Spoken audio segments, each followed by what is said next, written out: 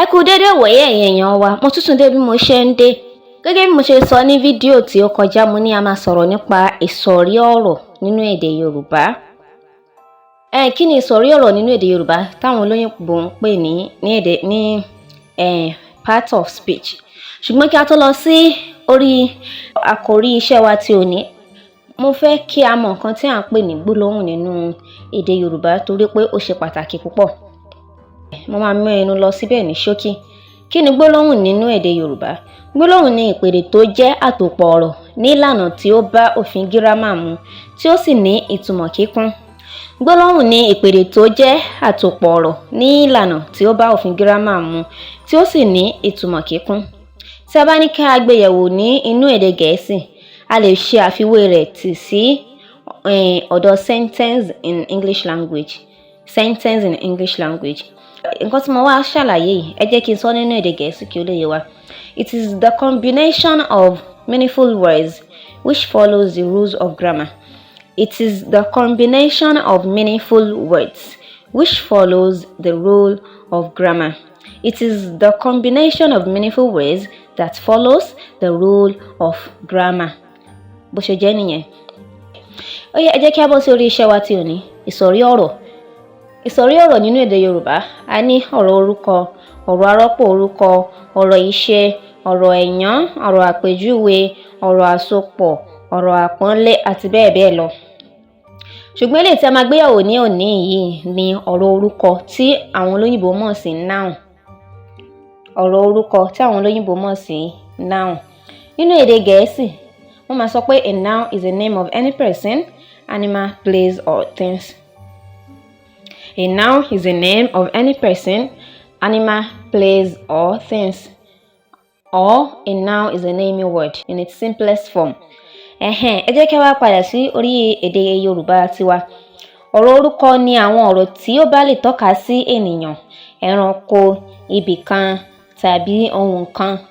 Ọ̀rọ̀ orúkọ ni àwọn ọ̀rọ̀ tí ó bá lè tọ́ka sí ènìyàn, ẹranko, ibìkan tàbí ohun kan. Nínú èdè Yorùbá tún lè tún mú wá bí eléyìí pé ọ̀rọ̀ orúkọ ni ọ̀rọ̀ tí ó bá lè ṣe iṣẹ́ tàbí wà ní ipò olùwá àti àbọ̀. So what this means is that a noun can be in form of subject or object. Ẹ jẹ́ kí a wá wo àwọn àpẹẹrẹ tí a ní fún ọ̀rọ̀ orúkọ ní inú èdè Yorùbá. Àpẹẹrẹ orúkọ ènìyàn nínú èdè Yorùbá ni Adémọ́lá, Ọpẹ́yẹmí, Ọláwálé, Gbọ́láhàn.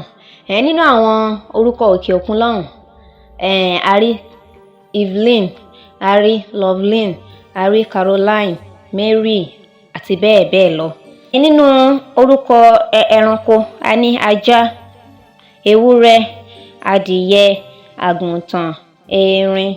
Ajá dog, ewúrẹ́ goat, adìyẹ hen, àgùntàn lamb, erin elephant. Ẹ jẹ́ kí a wo àpẹẹrẹ tí a ní fún ibìkan. Àkọ́kọ́ ń bẹ̀ ní Ìbàdàn. Ìbàdàn jẹ́ city ní ilẹ̀ Nàìjíríà wa yìí. A ní Canada, àwọn ìlú òkè òkun ní ìyẹn. A ní Abidjan, a ní Israeli, a dẹ̀ ní àwọn ìlú míì lókè òkun bíi United States, United Kingdom, a ní Gambia, a ní Gambia dàbí lára àwọn ìlú ní Áfíríkà. A ní Germany, a ní Spain àti bẹ́ẹ̀ bẹ́ẹ̀ lọ. Fún àpẹẹrẹ tí a ní fún ohun things, àwọn kan tí a rí tí a sì lè gbámú. Àga chair, a rí àga a dẹ̀ lè gbámú, nǹkan is a thing. Abọ́, ṣíbí àti bẹ́ẹ̀ bẹ́ẹ̀ lọ. Ní báyìí a máa bọ́ sí orí àbùdá ọ̀rọ̀ orúkọ. Kí ni a mọ̀ sí àbùdá ọ̀rọ̀ orúkọ? We mean types of noun. Types of noun, òun ni a mọ̀ sí àbùdá ọ̀rọ̀ orúkọ. Bí a ṣe ní nínú èdè Gẹ̀ẹ́sì, bẹ́ẹ̀ náà la ṣe ní nínú èdè Yorùbá. Ọ̀rọ̀ orúkọ aṣeékà lálákọ̀ọ́kọ́, ọ̀rọ̀ orúkọ aláìṣeékà. Ẹ rí pé méjèèjì ó jẹ́ bí word and opposite. Countable and uncountable noun. Ọ̀rọ̀ orúkọ aṣeékà, òun la mọ̀ sí countable noun. Ọ̀rọ̀ orúkọ aláìṣeékà, òun la mọ̀ sí uncountable noun. Ọ̀rọ̀ orúkọ aṣeékà ni àwọn ọ̀rọ̀ orúkọ tí a lè kà ní méní, méjì, mẹ́ta àti bẹ́ẹ̀ bẹ́ẹ̀ lọ. Àpẹẹrẹ irú àwọn ọ̀rọ̀ orúkọ aṣeékà yìí ni ìwé, a lè ka ìwé pé ìwé ẹyọ̀kan, ìwé méjì, ìwé mẹ́ta. Book, àbí? You can say I read one book. I gave him 2 books. Àti bẹ́ẹ̀ bẹ́ẹ̀ lọ. Iṣu, yam. A lè ka iṣu pé iṣu ẹyọ̀kan lélẹ̀, iṣu méjì lélẹ̀, iṣu mẹ́ta lélẹ̀. 1 yam, 2 yams, 3 yams. A tún ní òkúta, stone. A lè ka òkúta. A lè ní òkúta ẹyọ̀kan lélẹ̀ yìí o, òkúta méjì ni o, òkúta mẹ́ta lélẹ̀ yìí o, àbí? 1 stone, 2 stones, 3 stones, 4 stones, and so on and so forth. Àti bẹ́ẹ̀ bẹ́ẹ̀ lọ nínú èdè Yorùbá, àti bẹ́ẹ̀ bẹ́ẹ̀ lọ, and so on and so forth. Ẹ jẹ́ kí a wá bọ́ sí orí ọ̀rọ̀ orúkọ aláìṣeékà. Ọ̀rọ̀ orúkọ aláìṣeékà ni àwọn ọ̀rọ̀ orúkọ tí a kò lè kà ní méní, méjì, mẹ́ta. Ó jẹ́ the opposite of àṣeékà. So aláìṣeékà òun náà jẹ́ ìdàkejì fún àṣeékà, àwọn nǹkan tí a kò lè kà ní méjì, mẹ́ta, mẹ́rin, méní àti bẹ́ẹ̀ bẹ́ẹ̀ lọ. Bí àpẹẹrẹ yẹ̀pẹ̀, sand, a lè ka sand, a lè ka yẹ̀pẹ̀. Omi, water, a lè ka omi. Epo tí a fi ń dáná, tí a fi ń ṣe ọbẹ̀, a lè ka epo náà àti bẹ́ẹ̀ bẹ́ẹ̀ lọ.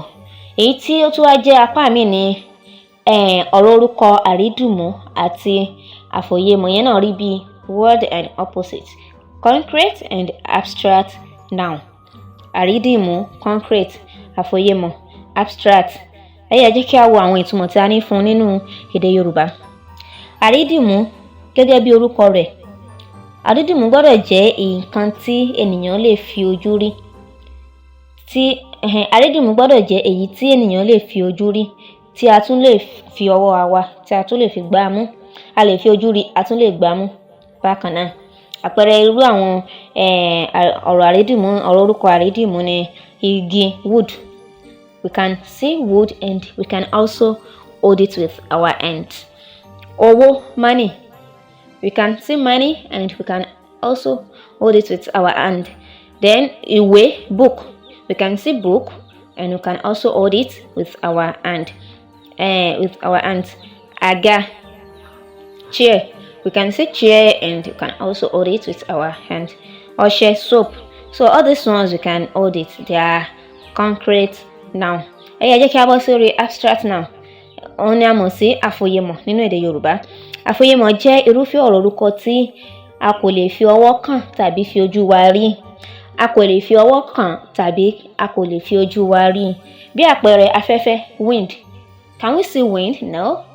We can only feel it. Ìfẹ́, love. Can we see love? No. We can only feel that someone actually loves us or not. Ìnira, pain. Kọ́lá má jẹ́ arógun ìnira. Ìnira, pain. A kò lè rí ìnira. You can just feel some discomfort in your body. There is one pain here. I have one pain here. Ọlọ́run ìjà ní pain yọ. So a tún ní ọ̀lẹ, laziness.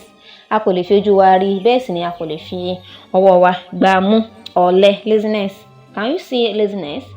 If someone is lazy, can you see the laziness? No, you will just feel that this person is lazy. Ọ̀rọ̀ tí à ń sọ, the speech we bring out from our mouth. A kò lè fi ojú rí, a lè fi etí gbọ́ ni, a lè fi ojú wa rí. Yẹn ó jẹ́ bí ó ṣe jẹ́.